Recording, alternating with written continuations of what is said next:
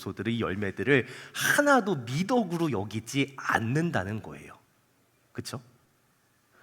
특히나 이 시대는 절제하는 것을 더 이상 뭔가 미덕으로 좋은 것으로 여기지 않습니다. 그러니까 나도 절제하지 않고 우리 아이들에게도 그것을 가르치지 않아요. 그러니까 뭐든 내가 하고 싶은 대로 해야 됩니다. 내가 갖고 싶은 대로 가져야 되고, 또 내가 가진 게 있으면 그게 뭐가 됐든, 얼굴이 잘생긴 거든 몸매가 좋은 거든 돈이 많은 거든 자식이 잘 되는 거든 있으면 다 드러내고 자랑해야 됩니다. 또 그것을 감추지 마라, 숨기지 마라라고 그렇게 더 적극적으로 권하는 그런 시대이기도 하죠.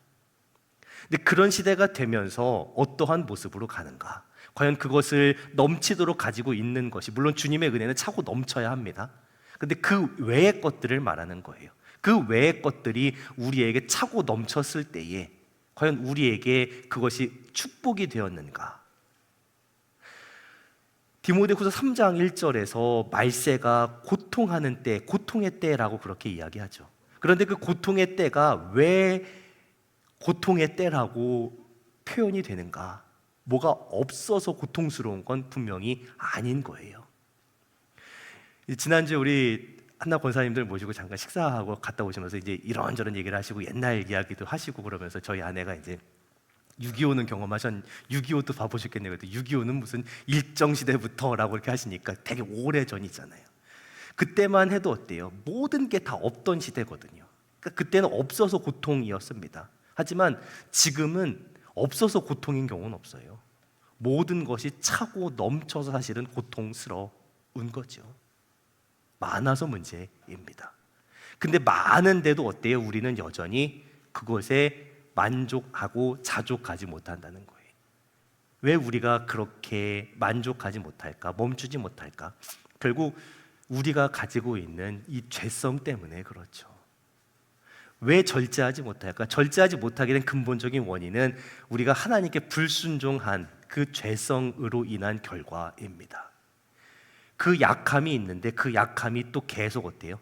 사탄에게 노출이 됩니다. 그러니까 그 부분을 계속 공격해 들어오고 또 우리는 그걸 견디지를 못하는 거죠. 어쩌면 우리는 본성을 따라 살아가는 동물들보다 못할 때도 있습니다. 동물들은 배가 부르면 안 먹어요. 뭐 돼지는 한 70% 80% 정도 차면 더 이상 안 먹는다고 그러더라고요. 사자도 아무리 옆에 초식동물이 돌아다녀도 내가 배고프지 않으면 생존을 위해서만 사냥을 하고 잡아먹지, 그냥 배가 부르고 있으면 굳이 잡아서 죽이려고 하지 않는데, 사람은 어때요? 내가 먹는 거든 물질이든 그 어떤 것이든 그것이 너무 많이 차서 터질 지경이 돼도 멈추지 못하는 거예요. 사실 그런 상태의 노인 자체가 죄로 인한 결과인 거죠.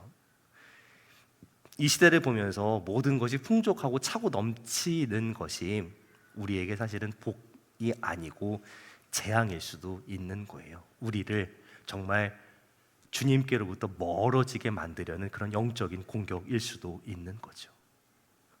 물론 우리가 늘 고백하고 나누는 것처럼 주님의 은혜는 우리 가운데 차고 넘쳐야 합니다.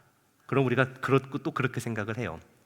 그러면 주님의 은혜처럼 정말 좋은 것만 고르고 골라서 내가 정말 넘치도록 가지고 있으면 되지 않냐라고 그렇게 생각을 할 수도 있죠.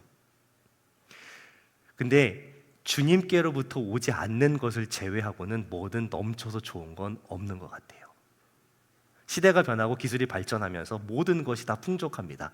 그 중에 특히나 차고 넘치는 게 뭘까 생각해 보면 정보입니다. 정보. 다들 핸드폰 들고 계시잖아요.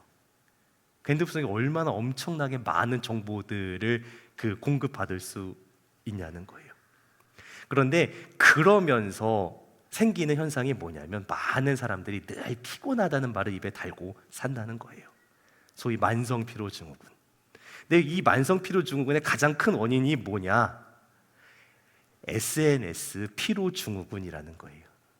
그러니까 너무 그걸 보고 많이 알아요.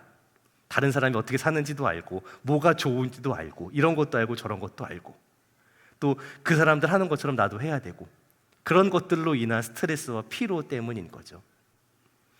너무 많은 정보가 쏟아집니다. SNS 보면 뭐 보이고 뭐가 있고 애들 어떻게 키우고 또 유튜브 보면 뭐가 있고 뭐가 있고 그러면서 어때요? 그 많이 나에게 쏟아져 들어오는 그 정보들을 내가 다 해결을 못하는 거예요. 내가 다 소화를 못해요. 그래서 어떻게 돼요? 잠을 못 자요. 우리 젊은 사람들이 불면증이 많다고 해요. 물론 밤에 자야 되는데 안 자고 보고 있으니까 각성이 돼서 잠을 못 잔다라고 그렇게 이야기도 하는데, 사실 그것뿐만 아니라 어쨌든 인스타 보면서, 페이스북 보면서, 트위터 보면서, 스레드 보면서, 유튜브 보면서 쏟아지는 정보를 내가 다 내 뇌가 처리를 못하는 거예요. 그러면서 저 사람은 저렇게 잘 나가는데, 잘 사는데 나는 왜 이러고 사나? 이런 게 있는데 애들 이렇게 키워야 되는데 못 키워서 어떡하지? 그 생각에 그 정보 처리하느라고 내 몸이 잠을 못 자고 있는 거예요. 그러니까 뭐든 넘쳐서 좋은 것만은 아닌 거죠. 그것을 어떻게 우리가 통제하고 다스리고 절제하느냐. 그렇지 못하면 그냥 넘쳐나는 것은 그냥 우리에게 독이 될 수밖에 없는 거예요.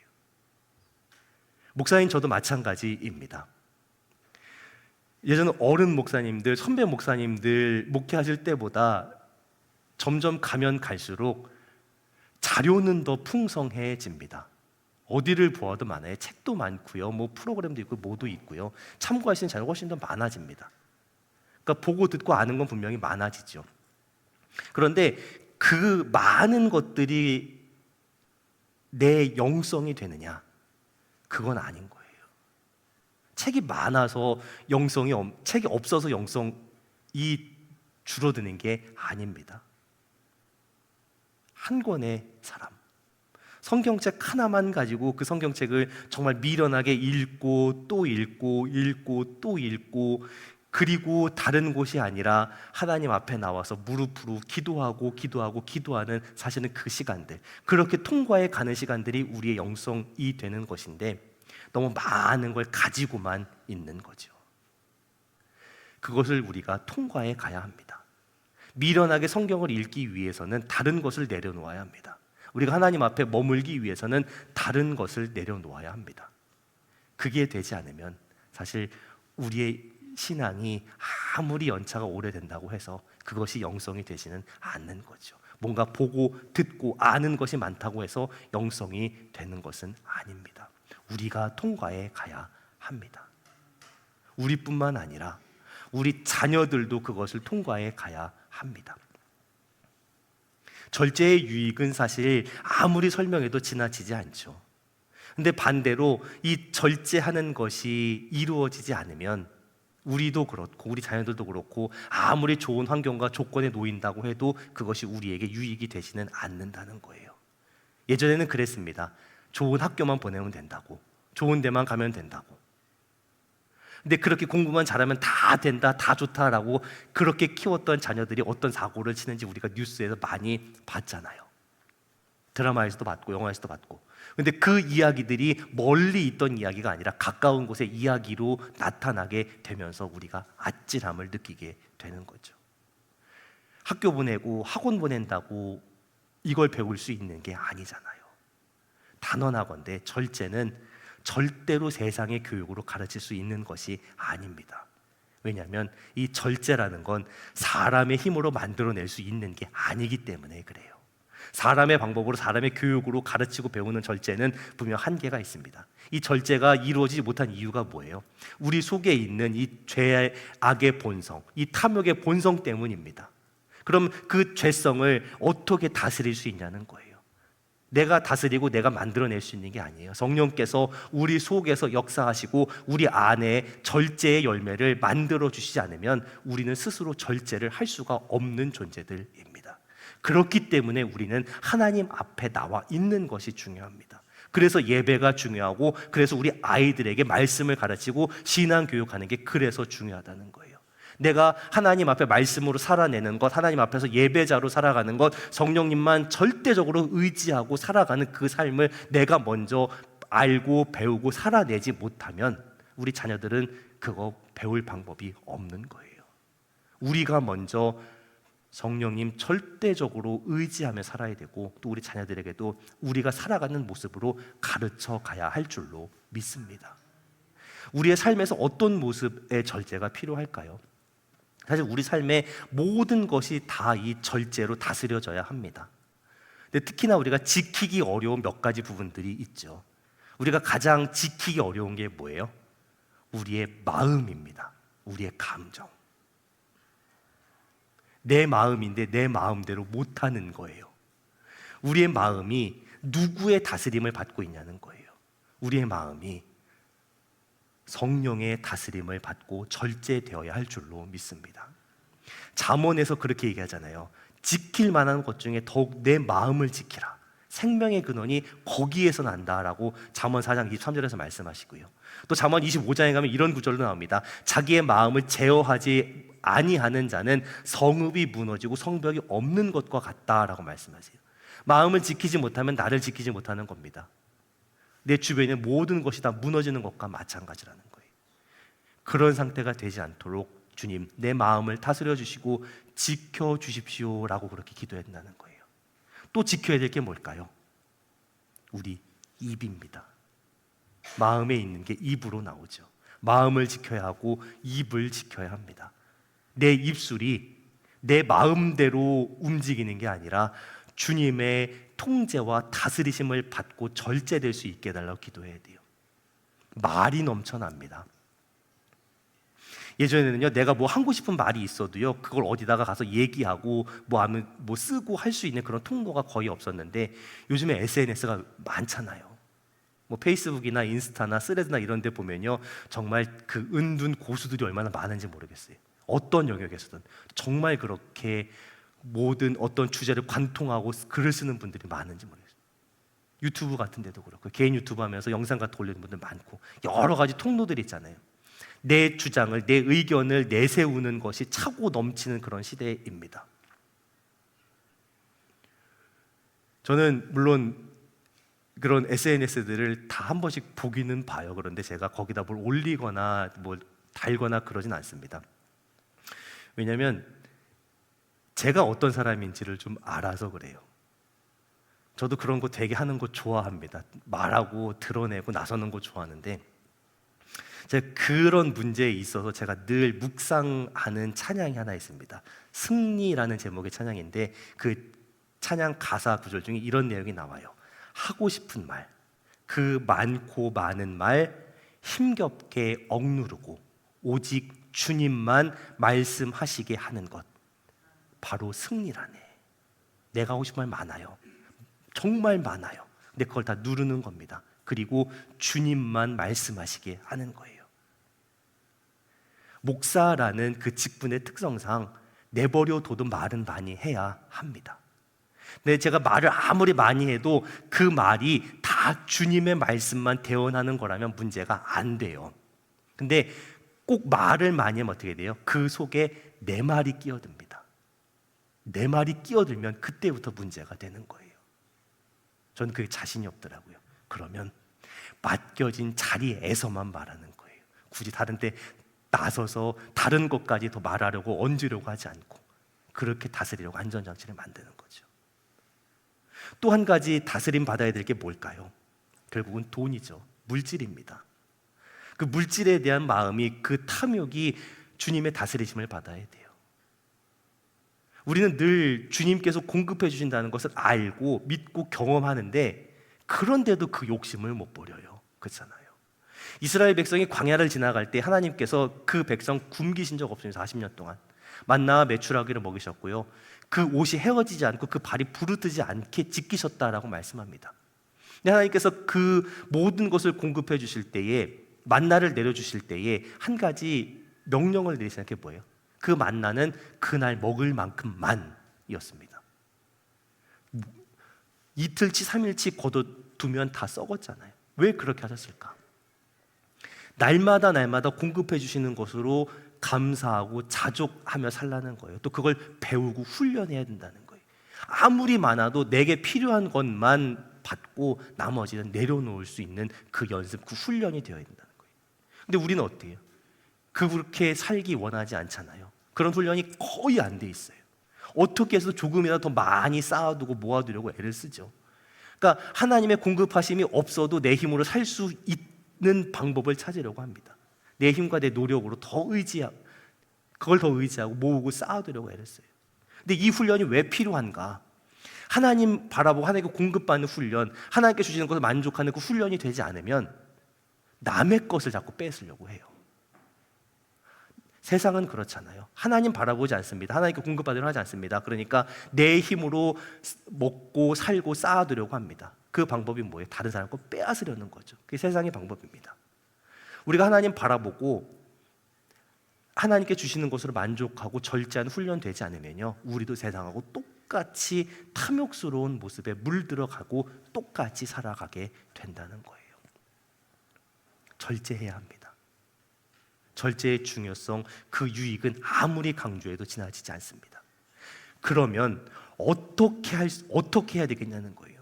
이 절제할 수 있는 능력을 얻기 위해서 우리가 무엇을 알고 배우고 훈련해야 되겠냐는 거예요. 우선은 이 절제할 수 있는 힘이 어디에서 오는지를 알아야 됩니다. 절제할 수 있는 힘은요, 하나님께로부터 옵니다.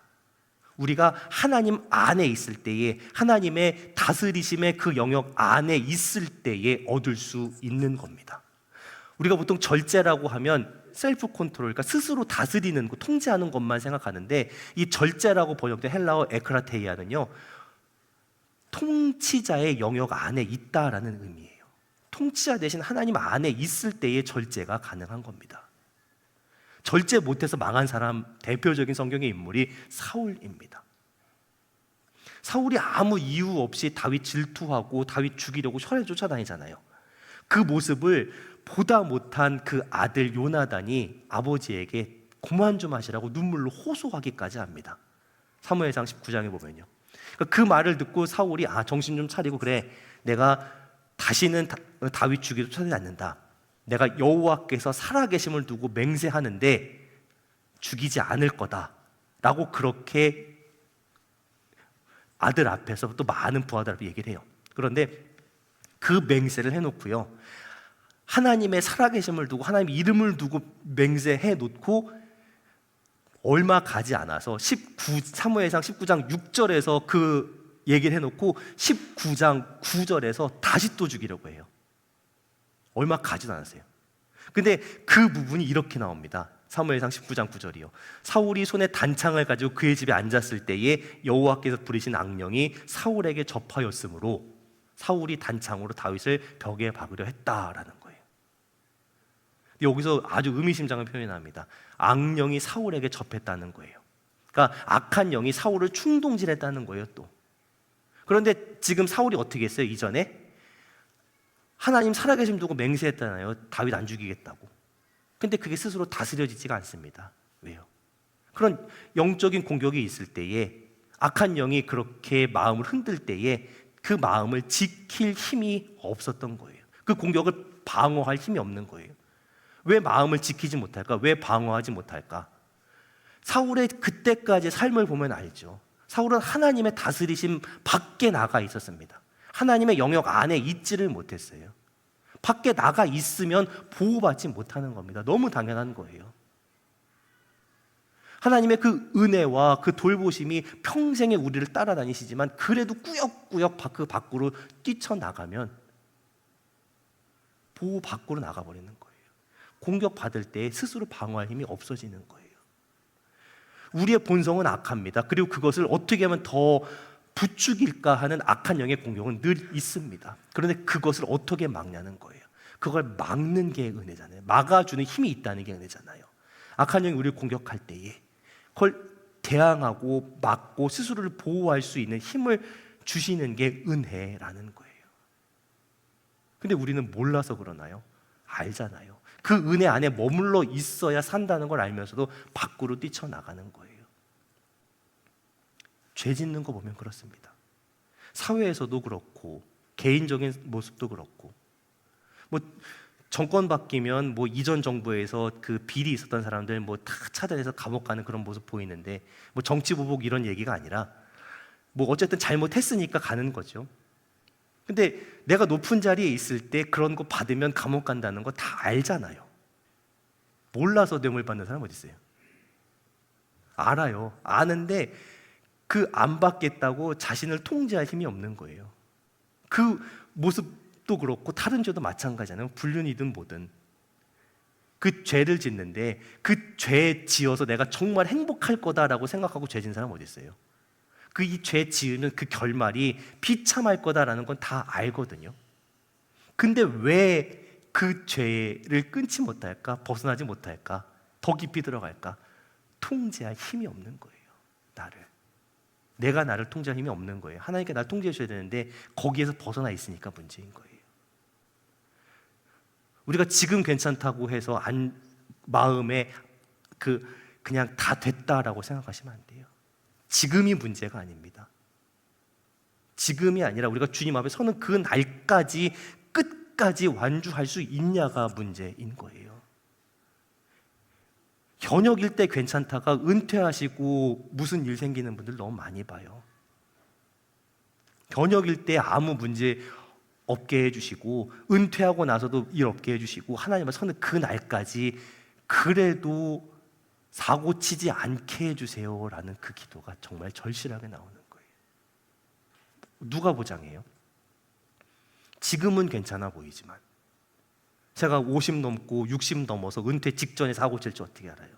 아니 은퇴 후에 사고 칠지 어떻게 알아요? 교단 초월해서 정말 존경받는 목사님들 중에 은퇴 앞두고 넘어졌다는 소식을 들어요. 머리가 쭈뼛쭈뼛 서요. 그럼 어떤 분이 이제 그걸 정말 안타까워하셔서 그런 글을 쓰셨더라고요. 그분이 나이가 드시고 교회가 커지면서 그분을 통제해 줄 만한 분이 아무도 없었던 것 같다라는 거예요. 그런 거예요. 누구도 자신 못하는 거예요. 그러니까 어떻게 해요? 붙들려 사는 게 훨씬 더 좋은 거예요. 내 마음대로 사는 게 아니라. 그래서 우리가 날마다 성령 충만하기를 간구해야 되는 거예요. 성령 충만이 뭐예요? 뭐 방언하고 은사 있고 능력 나타나는 거 그게 성령 충만이 아니라 성령의 다스리심과 통제 아래에 살아가는 게 성령 충만입니다. 내 삶의 주인 되셔서 성령께서 내 주인 되셔서 내 마음대로 하는 것이 아니라 하나님 손에 붙들려서 살아가는 것 그게 성령 충만이에요. 하나님 나에게 성령 충만을 허락해 주옵소서. 성령의 다스리심 가운데 날마다 살아갈 수 있게 해 주옵소서. 그렇게 간구할 수 있는 저와 우리 성동의 성도들이 다 되시기를 예수님의 이름으로 축원합니다. 반대로요, 이 절제에 성공한 인물도 있습니다. 세례 요한입니다. 세례 요한이 그 사역할 당시에 엄청난 인기와 인정이 있었습니다.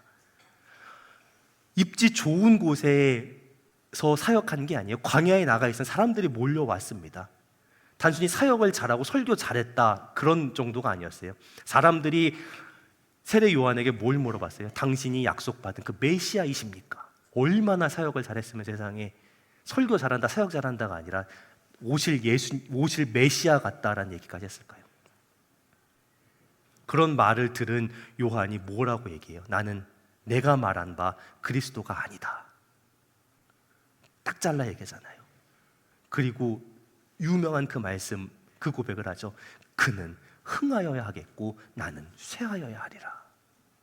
내가 주인공이 아니라는 거예요. 나는 철저하게 주님의 들러리에 불과하다는 거예요. 그 자기 자리를 철저하게 지킬 수 있는 그 힘이 어디서 나왔을까?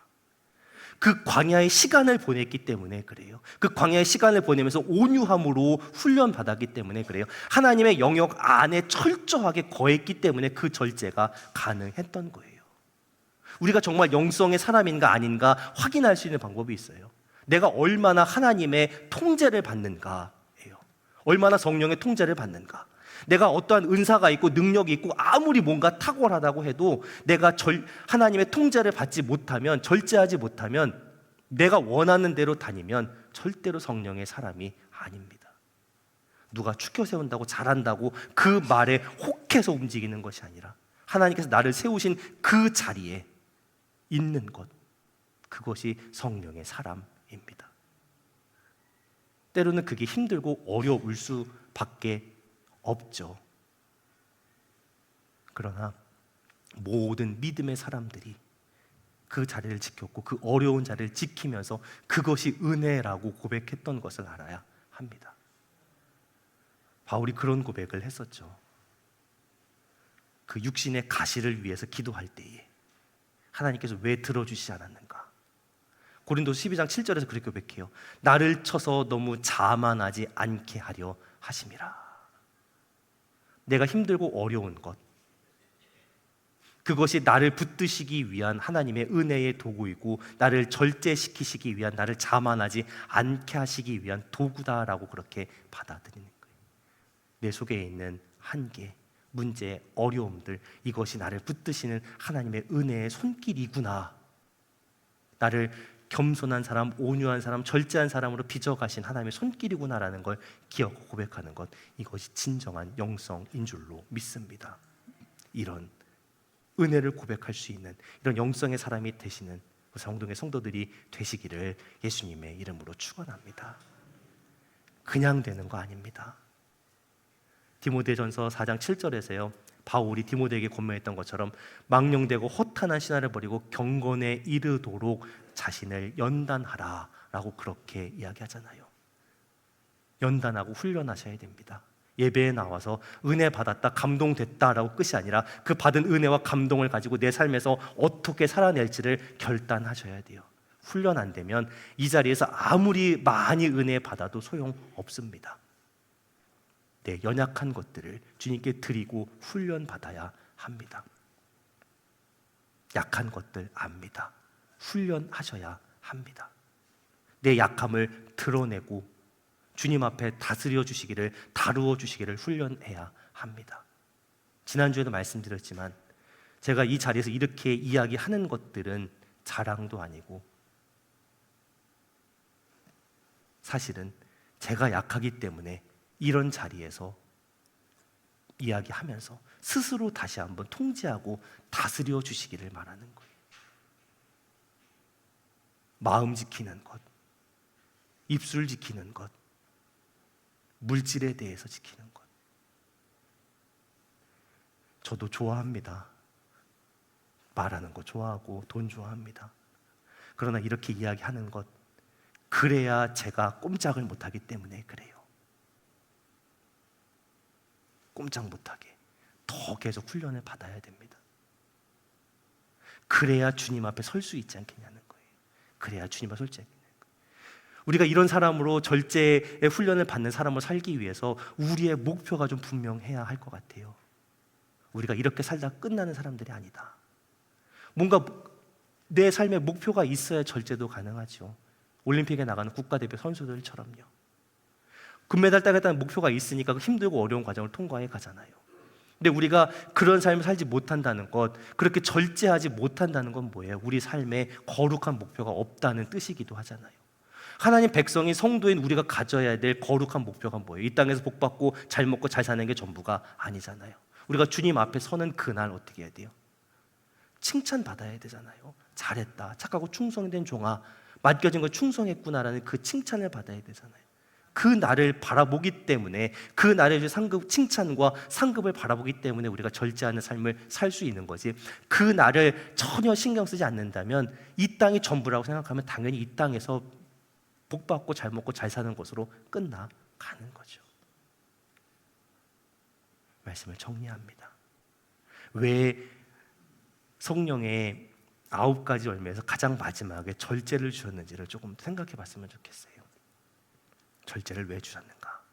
다음 주에도 말씀 나누겠지만 절제를 마지막에 두신 이유가 있습니다.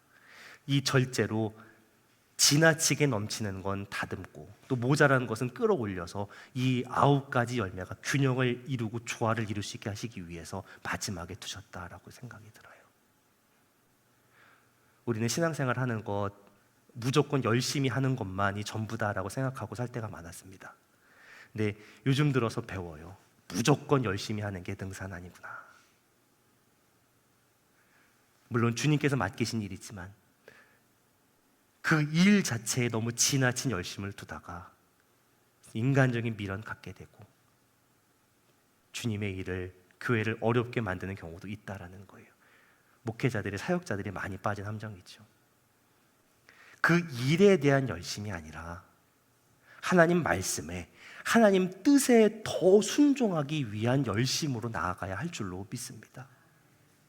우리의 열심은 하나님 말씀에 순종하기 위한 열심, 더 작고 더 사소한 것까지도 성령의 다스리심을 받기 위해서 드려야 하는, 애써야 하는 그런 열심이 되어야 한다는 거죠. 다시 한번 저나 우리 상동의 성도들이 그런 부분들을 배워갈 수 있기를 소원합니다.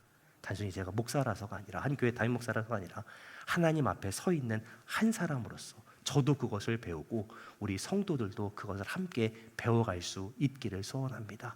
그렇게 살기 위해서는 이 예배 때뿐만 아니라 예배 마친 이후에 한 주를 살아가면서 우리 주님을, 성령님을 더 기억하고 의식하고 붙들고 의지해야 할 줄로 믿습니다. 그렇게 또 한 주를 살아내면서 이번 한 주 가운데 하나님께서 맺게 하신 그 아름다운 성령의 열매들, 또 절제 열매를 함께 맺어갈 수 있는 저와 우리 성동의 성도들이 다 되시기를 예수님의 이름으로 축원합니다. 기도하겠습니다.